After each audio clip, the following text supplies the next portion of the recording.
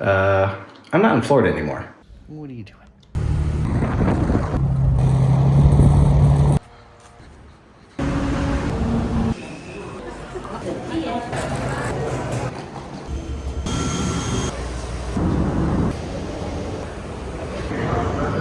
Hello. Thank you.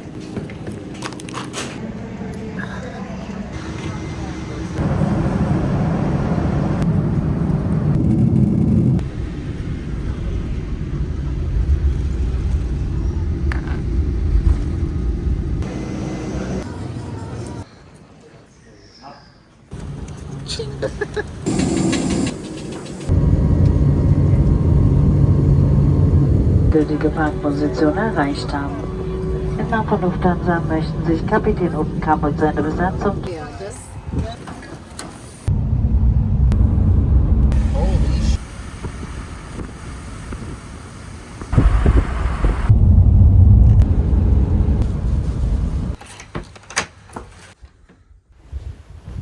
I headed to Norway with the intention of photographing the Northern Lights. The area of 𝐒𝐚𝐫 sits a little north of the famous spot of 𝐿ofoten. This entire area is above the Arctic Circle and also happens to be one of the most active Northern Light spots in the entire world. Essentially, as long as it's dark and clear, there's a high, almost guaranteed chance to see them during certain parts of the year. The key word here being clear. This leg of the trip was intended to be a group trip with me and a few friends. Most of those plans fell through, and it ended up being just me and my good friend Celine, who had never seen the Northern Lights before. Day one started off strong with an absolutely gorgeous sunrise.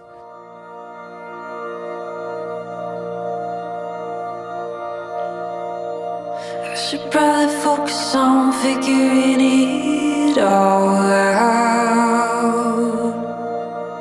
Mine's a bit of a mess, and all I can feel is doubt. Am I really strong enough to do it all over again? Take me back to where I feel something.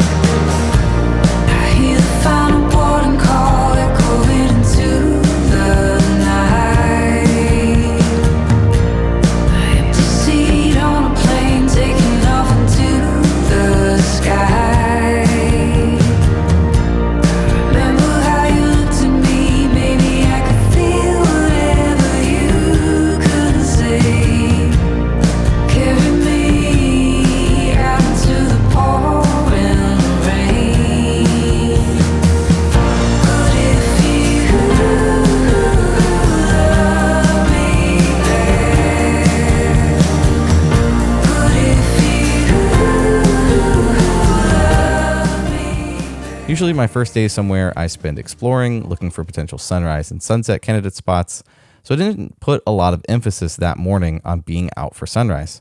The good news is that spot where we were staying was absolutely breathtaking, so I could just shoot right from the back porch. The bad news is I didn't know that this would be the only real sunrise or sunset I'd capture in the entire area.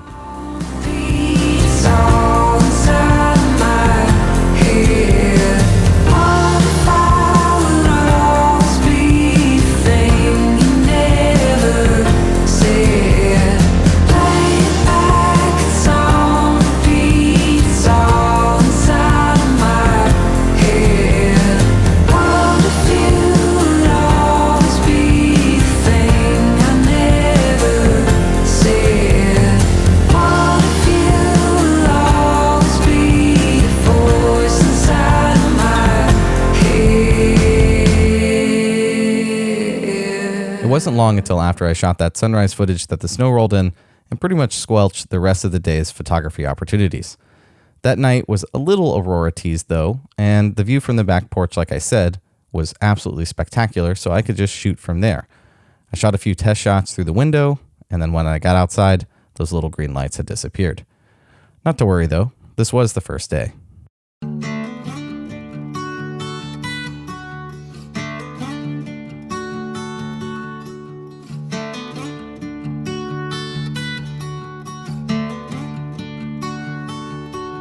We braved the hurricane, fought against the waves. We're dancing through the days. They said we'd never understand. We're building castles in the sand. Maybe we don't have to have a plan.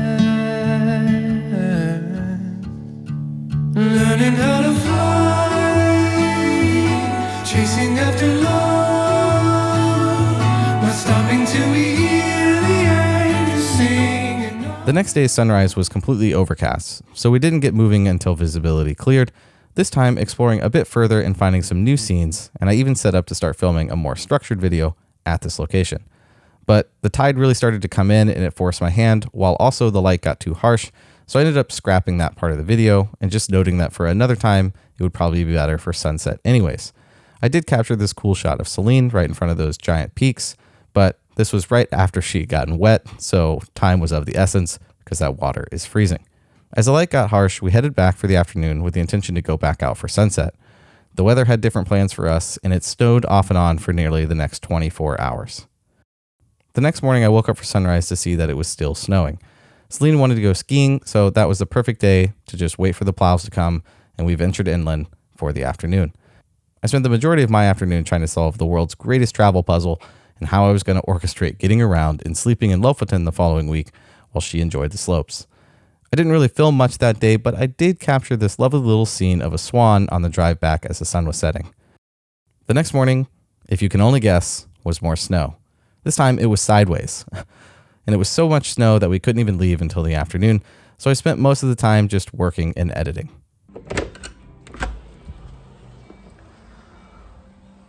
Oh my god, I can barely open the door. Oh my god.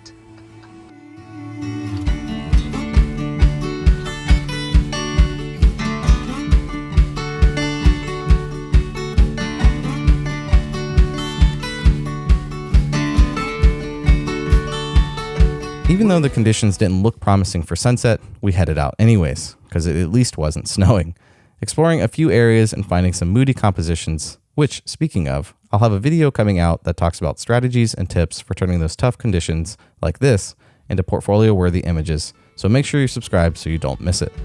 We're running side by side, faster than the fire in your eyes, remembering every mountain that we climb.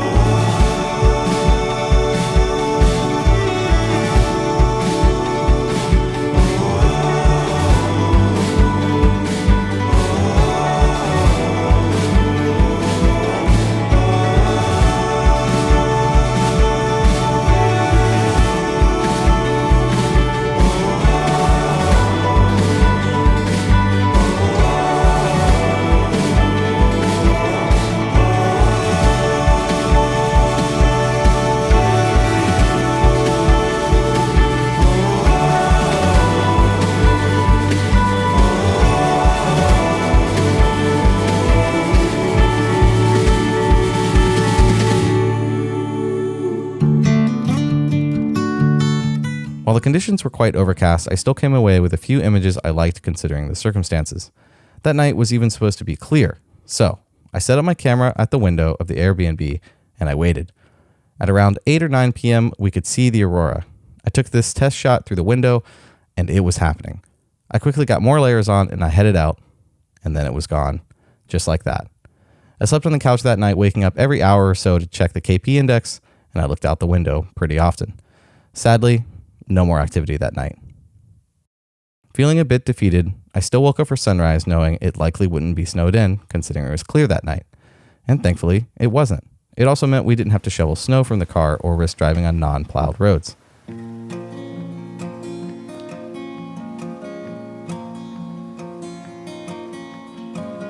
Wish I could take your lips with me on the road, wherever I'd be. I'd kiss you goodnight in a far-off moonlight. I wish I could take your lips with me, listen to your little voice sing along with the radio, a song that someone else wrote, but I don't care. While this morning's conditions didn't explode or anything, there was very little cloud coverage. It was still absolutely beautiful and a nice change of pace from all of the snow we were getting.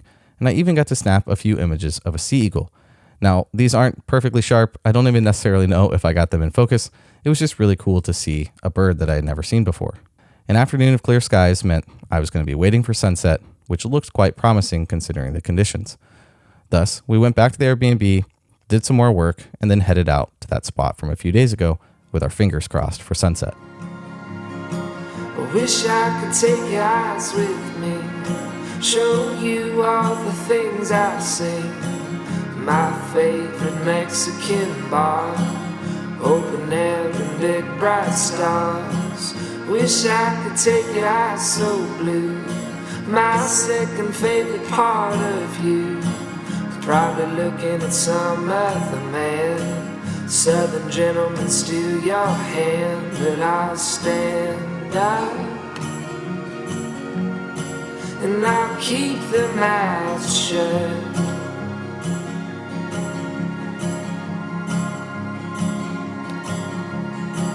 And I see a spark in the making. I hope. I set up again to film a more formal video, but I cut myself short after realizing I had no interest in trying to film close to the tide. Anytime I'm shooting on the coast, I really don't have the capacity to worry about a second camera or filming myself. All of my energy goes to focusing on my safety and watching those changing tides. This was a really odd sunset for me because it was absolutely gorgeous, yet I felt completely uninspired. I stood on the rocks looking around for a shot that I wanted when I realized that most of the shots would require me to either get wet or, even worse, be dangerous. Most of the rocks there were frozen, as it was about 15 degrees Fahrenheit. You'll notice there's quite a few other photographers around, many of them trying to capture a reflection in this pool of water. But there was so much movement and waves in the pool that I couldn't possibly imagine that reflection was worth trying to capture. So I set up for a shot that I found, getting as close as I felt that I could without risking getting caught by a wave. And then I waited for a big wave, and I captured exactly one wave. That moment was scary enough for me to back off and not try the shot again, which is a shame because I think there was more potential there, especially if it was equipped to get wet. But considering the water was absolutely freezing and every rock face was slippery, meaning there was no quick way to escape from the tide, I simply didn't keep trying. Thus, I just ended up standing there. So yeah, I just stood on those rocks, watching all the other photographers around me seem pretty inspired, pretty excited about the conditions that we were getting in this absolutely gorgeous area, which makes sense considering they were probably experiencing a lot of the same weather I was. But I wasn't feeling that way. And I was very much questioning myself. Why am I not shooting what they're shooting? Why am I not seeing what they're seeing? Why am I not feeling inspired in this beautiful spot like the people around me are? What am I missing? Am I really a photographer? Should I even be here? I definitely was feeling like an imposter. So I just stood there on those rocks feeling lost. And that's when I got a sudden rush of emotions that this was the last sunset in this area. This was the last night there, and I started to get irrational. I started to think, I didn't get any photos I was proud of. How could I be in an area like this for 5 days and not walk away with anything that I was like excited for?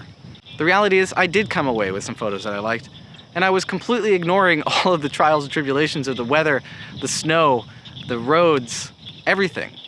the lack of aurora, it was all tough. Yet all I could think about was what I didn't get and not all the realities of how hard it was to find inspiration and things that I wanted to take photos of there. And that's why I wanted to talk to you, is because I feel like we as consumers really only see a lot of the successes of all of the people around us. We never really see what it took to get a photo. A lot of the times that's why I really love YouTube, is because I get to show you sometimes what a photo might take to get, or 5 days of getting nothing. And that's the reality. And I really started to think about how interesting it is to think about photography before the internet. Imagine you're a landscape photographer and you have to go choose to consume someone's media. You have to go look for books, look for magazines. You have to go make the deliberate choice that I want to see stuff people have created. You have to pick up that coffee table book and look at those photos and maybe even read the stories about how they were captured. Compare that to now, where I can consume more photographers waiting to board my plane on an app than I may have consumed in my entire life before the internet. I can see more people's work in 30 minutes than I may have seen in an entire lifetime of consuming work before the internet. Think about that. That's what I'm talking about, is that we see people's successes instantly. It doesn't matter if it's a photographer, maybe it's someone we went to high school with, maybe it's a coworker, maybe it's a stranger on the internet. We consume everyone else's successes all the time, yet we are only one person and we want all the successes of everyone else. And that's why I think this is important. I think it's important for me to sit here and talk about how much I struggled on this leg of the trip, because it was really hard for me to find photos that I was not only inspired by, that I was also proud of. And I felt like a failure in that moment. I was just standing there on those rocks, completely lost, wondering, should I even be here? Is this what I should be doing? Why am I doing this? And I will admit, some of that weight comes from the fact that right before this trip, I had taken pretty much a 6-week break. I just was like, I gotta disconnect. Because I know that if I burn that flame too long and too bright, that I'm just gonna burn out and I cannot light that flame again. And I recognize that. And sometimes it's just good to take a solid break. Not a break where I front load a bunch of videos and then take some time off. Just completely disconnect. Don't respond to anything. Don't look at anything. Just go do something else, which is what I did. But that put more weight on this trip because I was feeling inspired. I was feeling like I couldn't wait to get back out there and keep making videos, make more stuff, because I was really feeling like that's what was gonna happen in Norway. And then I got there and it was this. It was hard. It was the conditions were relentless. Sideways snow, driving in the snow and ice. I remember getting back to the States and literally kissing pavement because of how tiring it was to drive on those roads all the time. But anyways, I digress. The point is that I put so much pressure on myself to be successful, to find at least inspiration or feeling gratitude about my own work, that when I go somewhere and have a really tough time and feel like I'm not capturing what I should be capturing, it is taxing. And I don't want everyone out there to think that that doesn't happen to people like me. It absolutely does. And that's what this video was about. It was to show 5 days of being somewhere and not walking away or feeling like I really captured anything that inspired me. You're good. Yeah. Catch anything? No? So yeah, that's how I wanted to end this video, and that's ultimately why I made the video the way that I did. I wanted to show you that 5 days of being there and kind of narrate through some of the issues and struggles and the successes I did have, but also talk about my feelings standing there on those rocks and just feeling lost in that moment. Now, thankfully, the second leg of the trip for me was much better. I feel like even though I had some tough conditions in Lofoten, I was feeling more inspired. I found different ways to make the best of it and ultimately came away with a lot of images I ended up liking. So make sure you subscribe for that if you want to check that out. But I hope that this message and me talking about these things resonated with you in some way as a photographer. Anyways, as always, you can like the video if you liked it. Consider subscribing if you loved it. There's got to be a rainbow out there somewhere. None right here in Florida, but maybe soon. Anyways, later. Two birds loving on a wire. Late night we talking asleep. Joke about the things that we usually keep. Never been crazy like this. Check my eyes and tell me what it is. I'm